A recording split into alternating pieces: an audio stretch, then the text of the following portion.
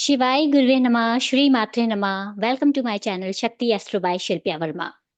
तो आज के वीडियो में हम बात करने वाले हैं मातृ ऋण को लेके। क्या होता है मातृ ऋण? आप कैसे चेक कर सकते हैं कि किसी कुंडली में मातृ ऋण लगा है या नहीं लगा है?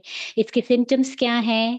डे टू डे लाइफ में भी अगर किसी की कुंडली में मातृ ऋण है तो कैसे आप सिग्नल्स से फाइंड आउट कर सकते हैं कि इस कुंडली में मातृ ऋण है और इनकी रेमेडीज क्या है? तो चलिए सेशन को आगे बढ़ाते हैं। इससे पहले मैं बताना चाहूँगी कि मैंने अपना लास्ट वीडियो बनाया था पितृ ऋण को लेकर। अगर आपने वो वीडियो नहीं देखा है तो उसका लिंक मैं डिस्क्रिप्शन में दे दूँगी, आप वहाँ जाके उसे चेक कर सकते हैं। तो आज के वीडियो के लिए भी मैंने आपके लिए एक प्रेजेंटेशन बनाई है। So I am just presenting my screen to you. So I hope my screen is visible to you. तो आज के सेशन में हम बात करने वाले हैं मातृ ऋण को लेके। तो सबसे पहली बात कि क्या होता है मातृ ऋण? मातृ ऋण या मातृ दोष भी कहा जाता है इसे। ये एक बहुत ही इम्पोर्टेंट एस्ट्रोलॉजिकल कॉन्सेप्ट है और इसका डायरेक्ट रिलेशन है माता के सुख से। अगर किसी की भी कुंडली में मातृ ऋण होता है तो कहीं न कहीं माँ के सुख में कमी होती है। ऐसे इंसान की मेंटल स्टेट भी जो है अनस्टेबल रहती है, घर में शांति का माहौल भी नहीं रहता है। और अगर ये दोष लगता है, तो ये दोष कहीं न कहीं उस इंसान की माता की वेल-बीइंग और घर की शांति पर बहुत ज़्यादा इम्पैक्ट करता है। अगर हम बात करें तो हमारी एस्ट्रोलॉजी में चंद्र यानी मून जिसे माता का कारक माना जाता है, तो अगर मातृ ऋण लग रहा है, तो ये माता के जीवन पे बहुत बड़ा असर डालता है। आगे हम बात करेंगे कि कैसे हम फाइंड आउट करेंगे मातृ ऋण के बारे में, क्या सिम्पटम्स होते हैं मातृ ऋण के। तो जिसकी भी कुंडली में मातृ ऋण लगता है, ऐसे इंसानों का अपनी माँ के साथ मतभेद रहता है। उनके अपनी माँ के साथ अच्छे रिलेशनशिप्स या अच्छे टर्म्स नहीं होते हैं। कहीं न कहीं माता और जिस भी इंसान की कुंडली में ऋण बना है, उनके बीच में दूरियाँ रहती हैं। स्ट्रेन्ड रिलेशनशिप्स आप डेफ़िनिटली फाइंड आउट करेंगे। जिसे कहते हैं एक इमोशनल बॉन्डिंग की कमी होती है माँ के बीच में और उस बच्चे के बीच में जो अपनी कुंडली में मातृ ऋण को लेकर आया है। ऐसे इंसान की माँ की हेल्थ भी अक्सर जो है खराब रहती है, कहीं न कहीं हेल्थ रिलेटेड इश्यू या मेंटल जिसे कहते हैं पीस की कमी ऐसी माँ इंसान की माँ के जीवन में पाई जाती है। इवन अगर किसी की कुंडली में मातृ ऋण लगा है, तो ऐसे इंसान का भी इमोशनल इंस्टेबिलिटी आपको देखने के लिए मिलेगा। घर का माहौल भी सुखमय नहीं होता है, शांति की कमी होती है और कहीं न कहीं मातृ ऋण क्योंकि ये चौथे भाव से रिलेटेड है, तो प्रॉपर्टी रिलेटेड इश्यूज़ भी ऐसे इंसान को अपनी लाइफ में फेस करने पड़ते हैं।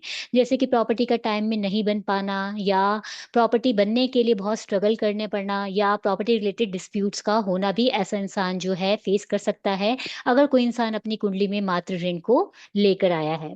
अब हम बात करेंगे कि क्या रीज़न है, किन कारण से मातृ ऋण बनता है? देखिए, मैं आपको ये जो ऋण का कॉन्सेप्ट बता रही हूँ, ये लाल किताब के अनुसार है।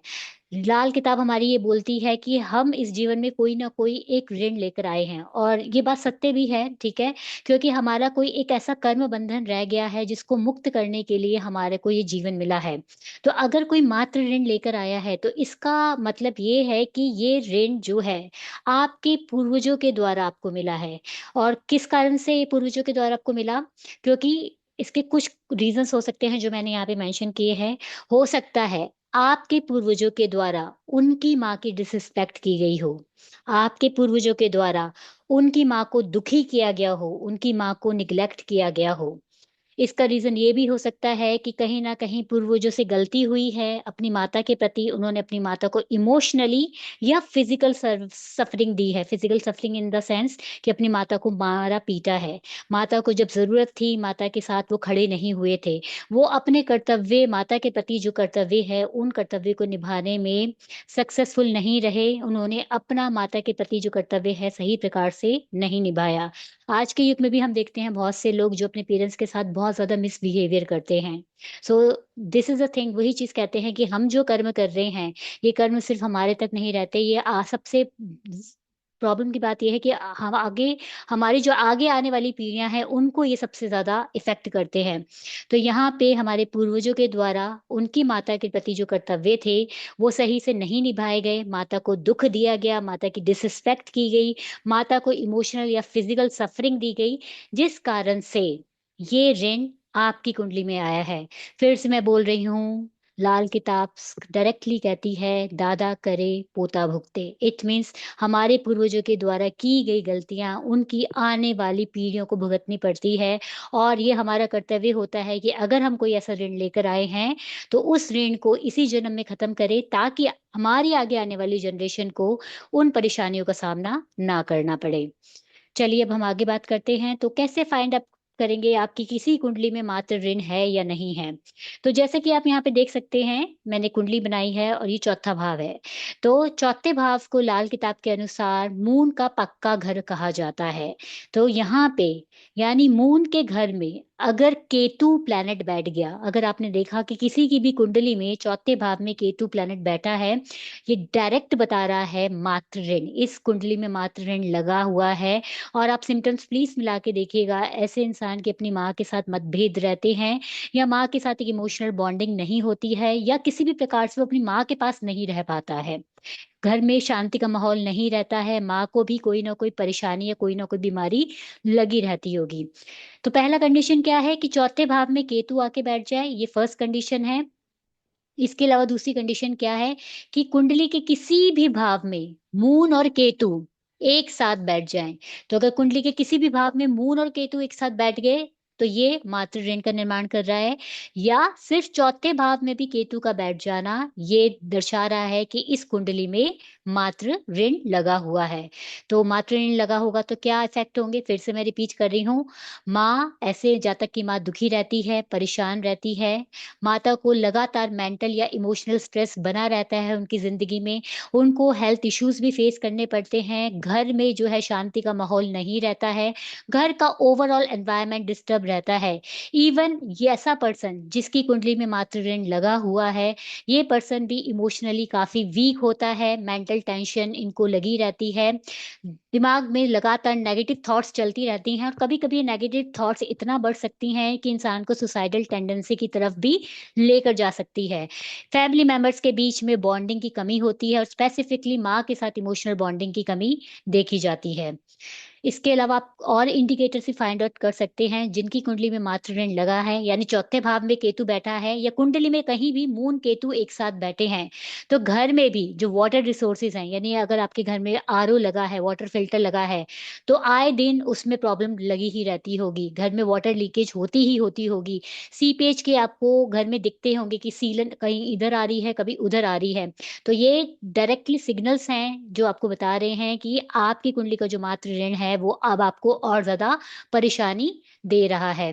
ऐसे में घर का एनवायरनमेंट और ज़्यादा डिस्टर्ब होना स्टार्ट हो जाता है। अगर आपके घर में वाटर लीकेज शुरू हो जाती है, सीलन आनी शुरू हो जाती है, वाटर रिसोर्सेज खराब होने शुरू हो जाते हैं, तो ये आपके घर की मेंटल डिस्टर्बेंस को जो है और बढ़ाते हैं। घर के जो सुख है, शांति को, उसको और कम करते हैं।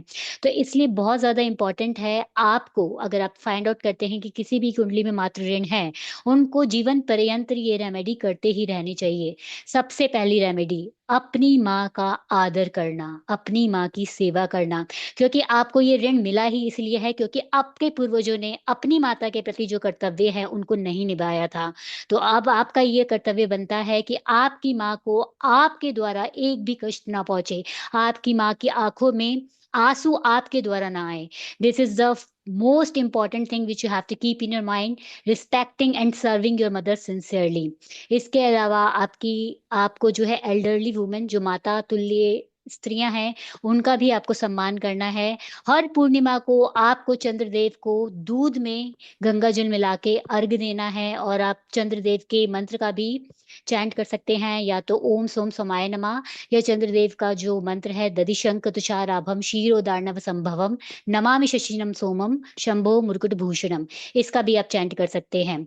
और एक once in a lifetime जो लाल किताब की रेमेडी है, मैं आपको ये बता रही हूँ, जीवन में ये एक बार रेमेडी आपको करनी ही करनी है कि अगर आप चाहते हैं कि आगे आने वाली पीढ़ियों में मातृ ऋण ना आए, तो ये रेमेडी क्या बोलती है कि आपको अपनी एक फैमिली ट्री बनानी होती है। फैमिली ट्री के अनुसार आप फैमिली चार्ट बनाते हैं।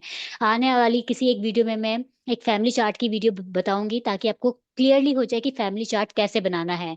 तो उस फैमिली चार्ट के अनुसार जितने भी फैमिली मेंबर्स उस फैमिली ट्री के अंदर आएंगे, उनसे आपको इक्वल अमाउंट में सिल्वर इकट्ठा करना है। आप 1 ग्राम का सिल्वर भी ले सकते हैं, 0.05 ग्राम का भी सिल्वर ले सकते हैं, या सिल्वर का जिसे कहते हैं चूरा भी ले सकते हैं। लेकिन जितने भी मेंबर उस फैमिली ट्री में आएंगे, उनसे आपको इक्वल अमाउंट में सिल्वर लेना है। आपको फिर संडे को जो आपने सिल्वर इकट्ठा किया है, अपने तकिए के नीचे संडे की रात को रख के सोएंगे, और मंडे के दिन आपको उसे किसी बहती हुई स्वच्छ नदी में प्रवाहित करना है। ये once in a lifetime remedy है जो आपको करनी ही करनी है, अगर आप चाहते हैं कि आगे आने वाली पीढ़ियों में ये मातृ ऋण कैरी फॉरवर्ड ना हो।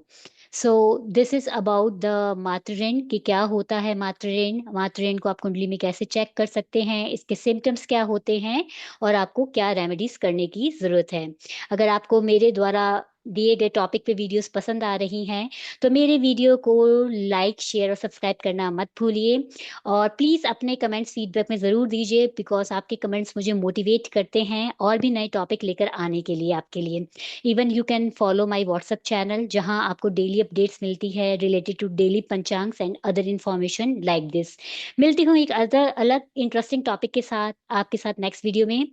तब तक के लिए शिवाय गुरुवे नमः, श्री मात्रे नमः, लोका समस्ता सुखिनो भवन्तु।